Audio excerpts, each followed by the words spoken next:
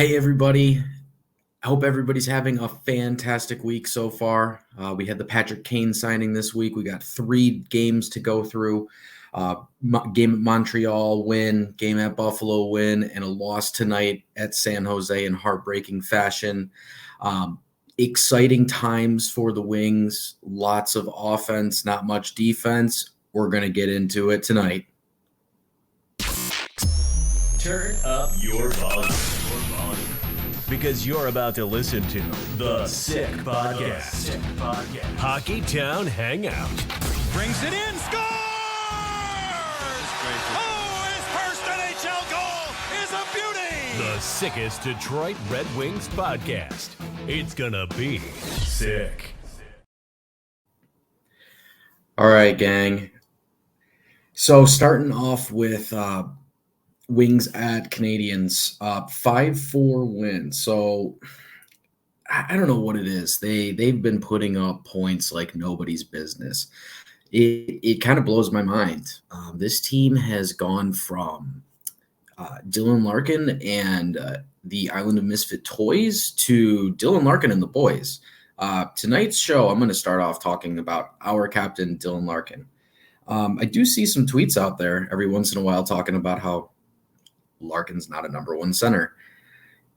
I'm here to tell you, if you don't think that Dylan Larkin's a number one center, all your hockey knowledge should be questioned. You do not deserve to have an opinion on anything else if you don't think Dylan Larkin's a number one center. This guy's been averaging basically a point a game for this season, last season. I don't know how you can say that he's not a number one center. Would love to take some questions on the Twitter about this, but this team goes as he goes.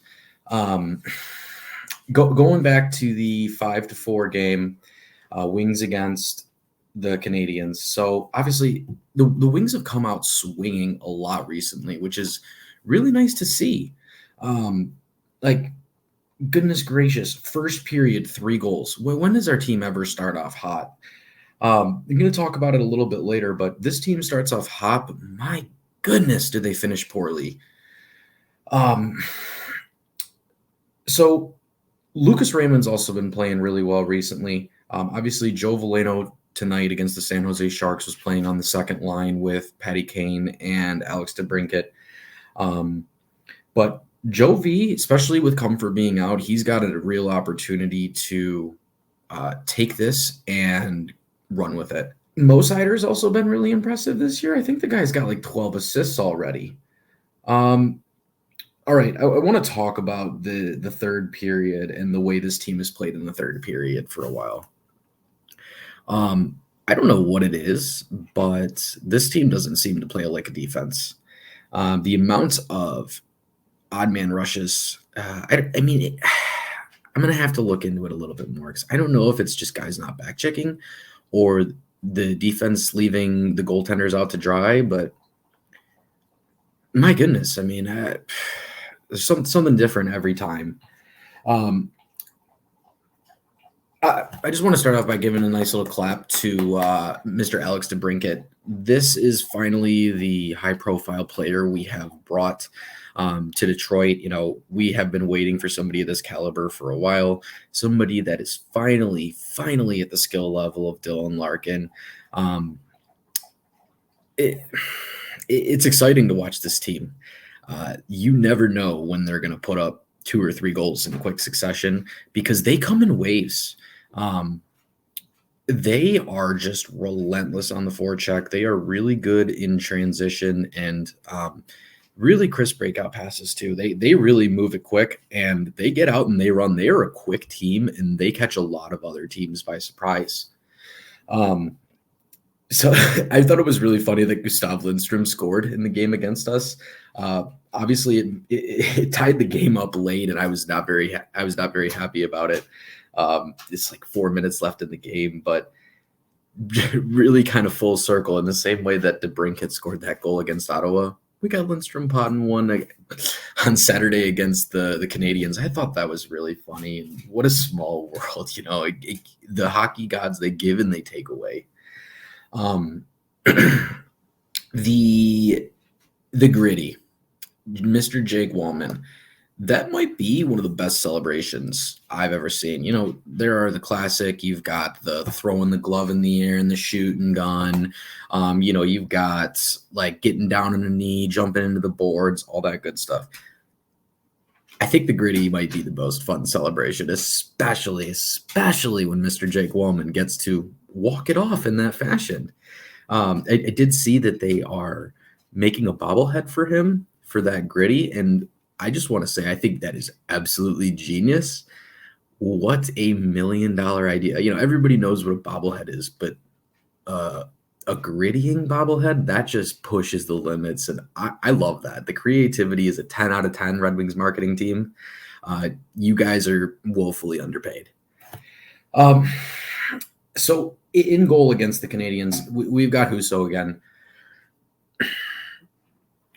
I picked him to be the breakout player this year for the Red Wings. If I could go back, I would totally change my answer, but I don't think it's all on him. I really don't. I think that this team, they run and gun and they go out and they're trying to outscore teams, but at times they can lose their focus defensively. Odd man rushes, defensive zone. Justin Hull, is it just me or does he sometimes seem like he's in slow motion?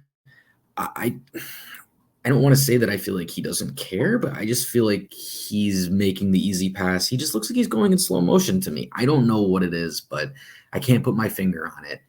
But he is just he's a case I haven't figured out yet. I think he's steady. He's not flashy. He's not going to get you 30 points in a season, but he's a solid third pairing guy. Just an interesting observation I've had over the last week.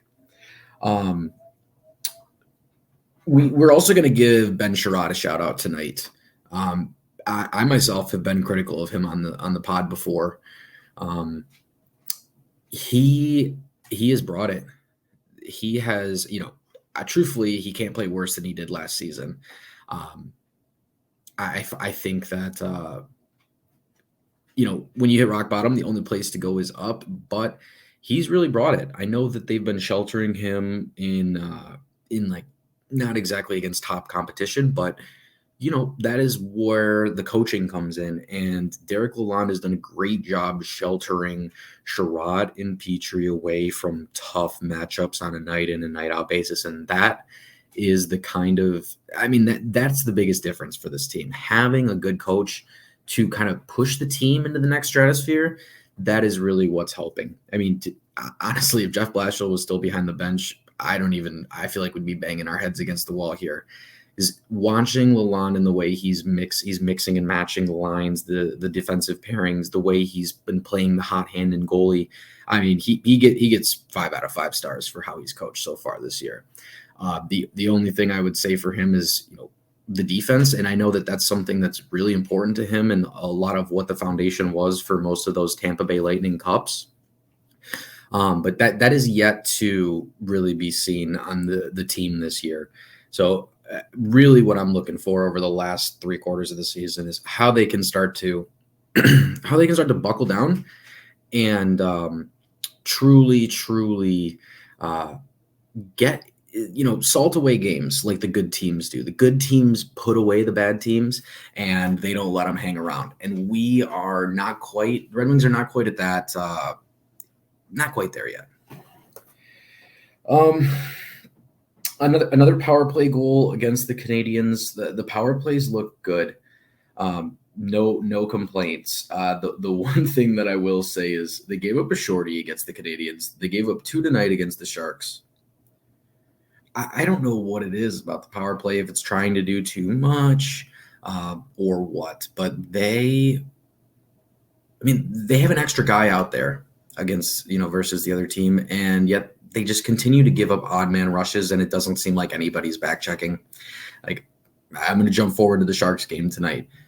There were 2 goals in 30 seconds, and on both of the goals, there was one defenseman that was skating back and trying to cover up, and there's 4 guys stuck down low.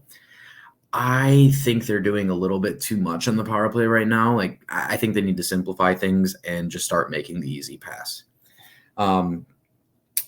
like I said, power play's been looking good. The penalty kill, gosh, that has been a brutal unit this year. If there was one really, I would say, negative part of the team this year, it's been the penalty kill. Um, I can't really put my finger on it, to be honest. I think part of it is goaltending, but also part of it is team defense. They just really do not have a good structure with what they have right now. And, I think it comes down to team defense. Like, you need these forwards back checking. And when you're one of the highest scoring teams in the NHL, everybody wants their points. There's a lot of guys out there that are looking for a next contract. They want to put the puck in the net so they can get paid. And I think that is biting us quite a bit, and is why we're giving up a lot of goals. I mean, we're not losing 8-1 like we used to. And don't get me wrong, 6-5 is a fun score, but come playoff time against the good teams, you are not going to be winning these games. I mean, winning 5-4 against the Canadiens is nice, but this is a game that should have been put away in the third period. They let the Canadiens back in, gave them a free point. I mean, we're just handing out points these days because we can't hold a third period lead. It's a head scratcher all the way around. All right, I want to jump to the Buffalo game. I really enjoy beating Buffalo. Obviously, they've had just such a tough history, and they're kind of like the opposite of us. We hold all our young guys in the AHL, and we let them over-ripen and over-season. But the Buffalo Sabres, they say, hey, you look like you're pretty good. You got potential. We're going to put you in the NHL at 20 years old. Sink or swim time. And I don't think it's worked for them so far. You like Dolly. I mean, Dahlin's started to take the corner. Obviously, he signed the massive contract. He's a stud these days. But over his first 3 years, it was tough sledding. Owen Power's kind of going through that himself for the Sabres, which I think is really interesting. But against the Sabres, to go out to a 4-0 lead in the middle of the second period and proceed to give up 3 straight goals.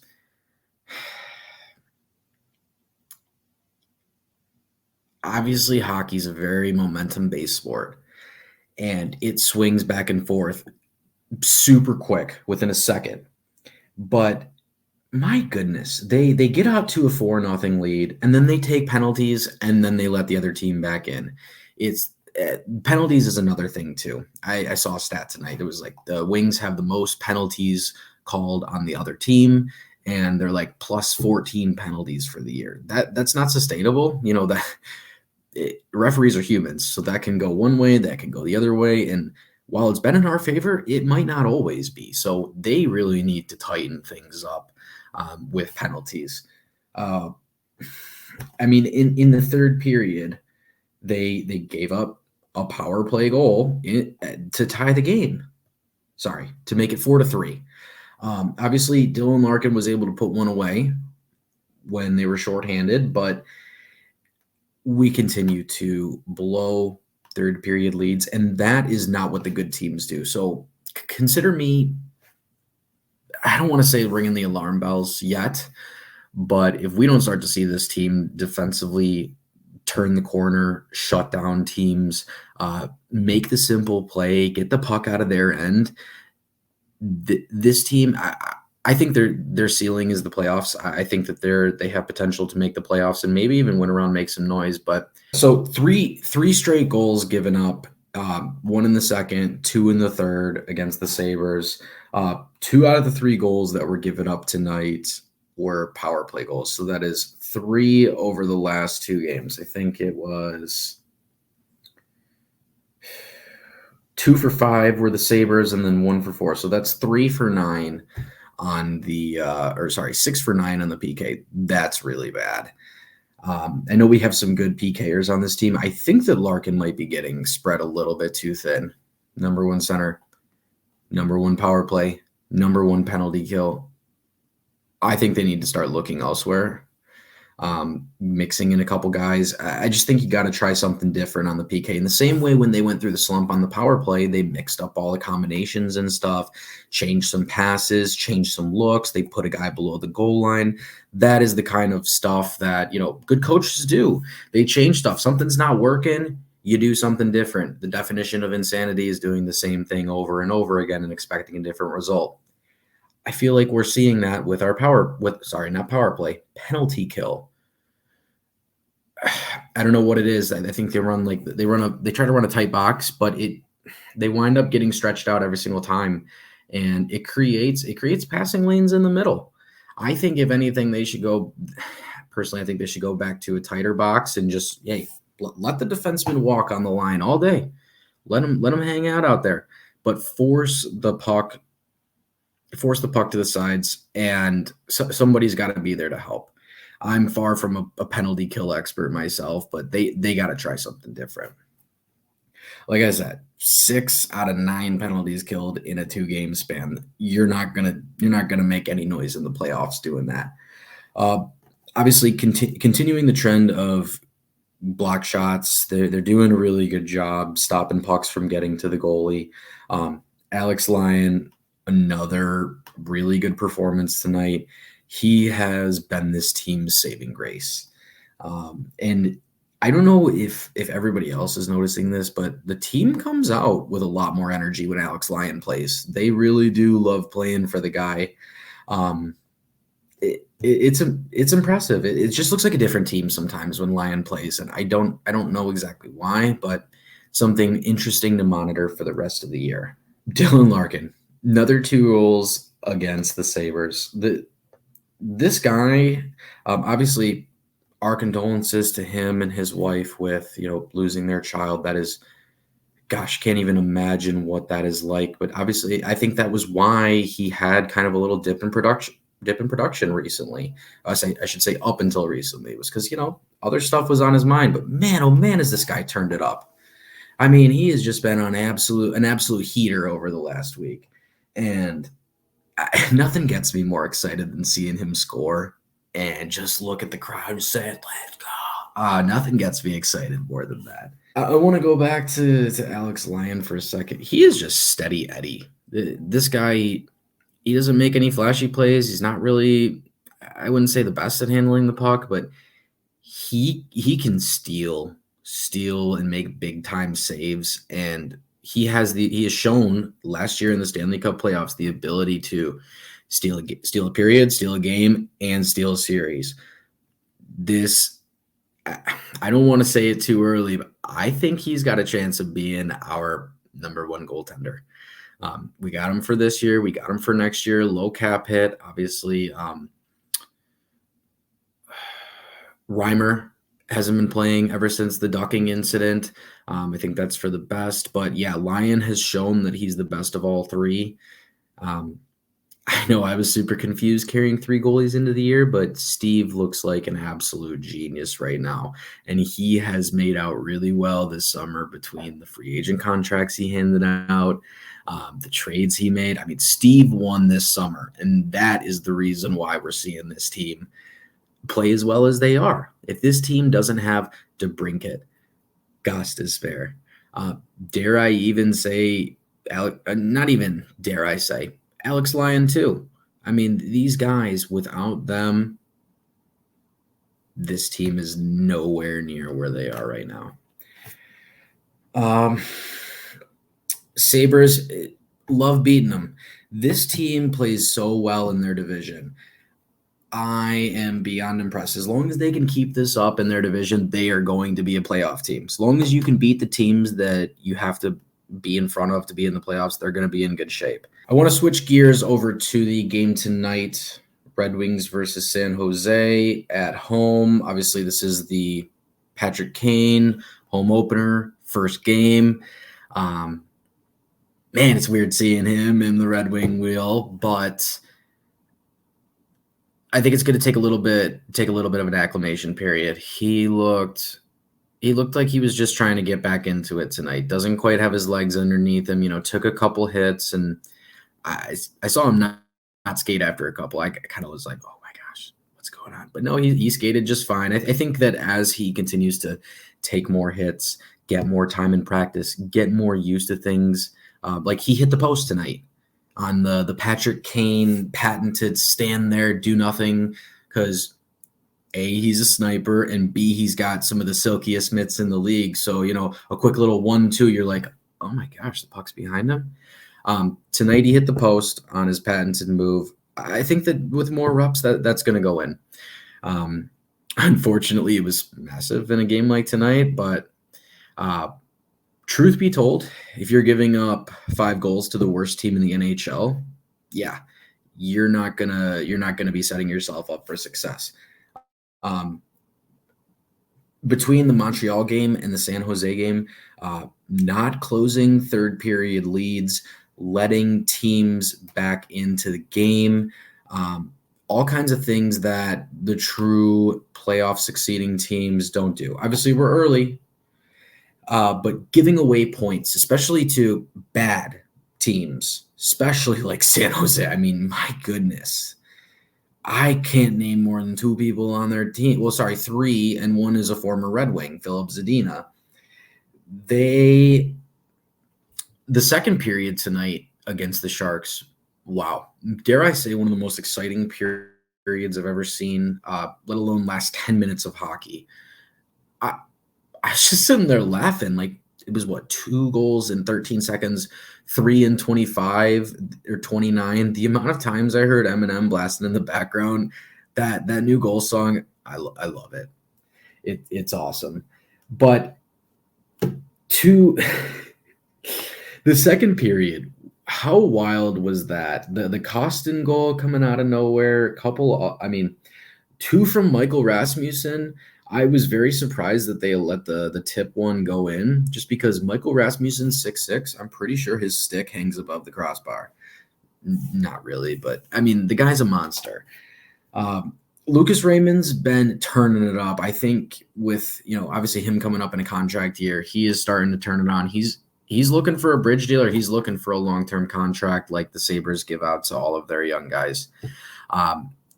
I want to see more sample size of him playing at this level, but to be honest, I think with the scoring depth the Wings have, there's going to be a lot of people set up for success. And one thing I will say is that I think it's going to be attractive to a lot of other free agents and stuff to come in with this young core they've got building here.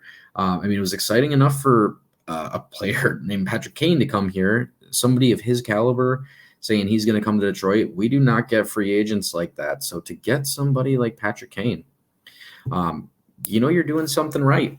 4 goals in a row to end the period, including 2 straight where we were on the power play and we gave up 2 goals shorthanded. And not only that, there were 2 goals shorthanded within 40 seconds.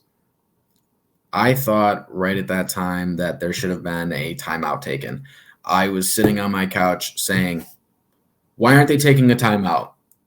You give up 2 shorthanded goals in the same power play, let alone within 40 seconds. Yeah, you got to take a timeout. You saw what happened when San Jose went down 0-3. Their coach took a timeout and yelled at them the whole time. And then obviously it didn't work, so we changed goalies. And it changed around the entire momentum of the game, and it brought them back in. And honestly, I was just sitting here stunned. I was like, damn, I thought we were going to run away with this. And then all of a sudden, San Jose comes right back because odd man rush. I honestly felt really bad for Ville Husso tonight. That guy was left out to dry on a lot of these goals, and it wouldn't matter if you had Patrick Roy or Martin Brodeur back there. They were going to give up these tonight just because of angles, defensive play, guys not back checking. It was all the way around. Not a good team defensive effort tonight. But that's what's going to happen when you're one of the high-flying, high-scoring teams. You're going to give up your fair share of chances the other way. More Dylan Larkin. When he scored that third period goal, I really thought that they were going to salt it away. Very frustrated that they didn't. But the thing is, when you are giving up points to Montreal and San Jose and letting them come back in the third period, Like tonight, the Red Wings did not deserve to beat the San Jose Sharks. They should have been down 2 or 3-0 in the first period, and it shouldn't have even been a close game tonight. But obviously, that's the way hockey goes, and we'll take it. But yeah, the San Jose Sharks had 6 goals tonight, and they probably could have had 2 or 3 more. So we got to tighten it up, guys. Husso, he's been getting a lot of negative publicity on this pod, but anytime you give up 6 goals, man, it's tough, and it's not entirely on him, all these goals. I know I keep saying that, but at a certain point, Husso's got to show he's got the gutso to make the big save in the same way that Alex Lyon does. Alex Lyon steals periods for us. I thought that Husso might have stolen one in the first, but then obviously to come out and lay the dud in the second. I can't remember which shorthanded goal it was, but there was one where it was a simple 2-on-1 where Gostisbehere took away the pass and he just let it went right underneath his arm. As the goalie, you are supposed to take the shooter. I don't know. That one was really frustrating for me. Him not being able to make that save. I didn't see if he wasn't in position or whatnot, but Gostisbehere took away the pass like he was supposed to, and straight up the goalie's got to make that save. Straight up.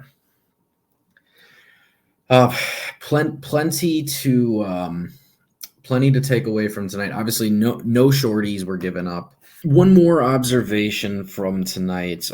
Really was hoping for a big game out of Joe Veleno, especially with Comfort being out tonight. An opportunity to center Kane into Brinkett. Was hoping to see him come out with one of his better performances tonight. I thought he played decently, but he wasn't as noticeable as he usually was. I don't think that's necessarily a bad thing. Obviously, he was thrust into that role tonight because Comfort wasn't able to play. But, I mean, it just goes to show that in the third line role, he can do just fine. So, if he's not our second line center, that's okay. We've got a number one center in Larkin, and JT Comfort is a damn good second center. So I think up the middle, we're in really good shape overall, even if Joe didn't have the best game tonight. Or I shouldn't say didn't have the best game, but just didn't jump off the TV screen, didn't jump off the stat sheet. Obviously, he had 17 minutes tonight. That's a lot of minutes for Joe Veleno. So it seems like he had a good. I mean, he was -1 tonight. Obviously, plus minus, not the best stat to go off of, but. One thing I will say is he was 11. He won 11 out of 17 faceoffs tonight. That's what you want out of a second center. That's exactly what you want. Okay, looking forward to the next week, we have Ottawa home against Ottawa, at Dallas, at St. Louis. Big stretch here, especially against Ottawa. They're playing Toronto tonight. They've been looking a little bit better, so I'm interested to see how we match up against them, especially after laying this egg tonight and losing to the worst team in the NHL. You cannot continue to have performances like tonight. I mean, giving up 6 goals to the worst team in the NHL. Far from ideal. A lot to take away from tonight. The first quarter of the season's been pretty awesome. If you were to tell me the Wings are in a playoff spot right now, all of our free agent signings are to be, crushing it, I probably would have laughed at you before the season. But hey, we're going to take it. This team is exciting. It is. The energy at Little Caesars Arena is back. And at the end of the day, this is Hockey Town. It's Hockey Town, USA. And people are going to come here as free agents. People want to come here. And I think that as this team continues to grow, we're going to see more talent want to come here. And yeah, we're going to see this team start to take the next step. So my hope is that, defense can tighten it up. And I don't know if it's goaltending too, but we need to work on puck retrievals in the defensive zone, especially in the third period. I don't know what it is, but I feel like our defense kind of gets a little lax. So a lot to take away from an exciting week coming up as well. We will be looking forward to seeing you all next week, gang. As always, this is Hockey Town Hangout, the sickest podcast. And that's a wrap. Hope you don't miss us too much until next time. Follow the Sick Podcast Hockey Town Hangout on YouTube, Facebook, Google Play, and Apple Podcasts.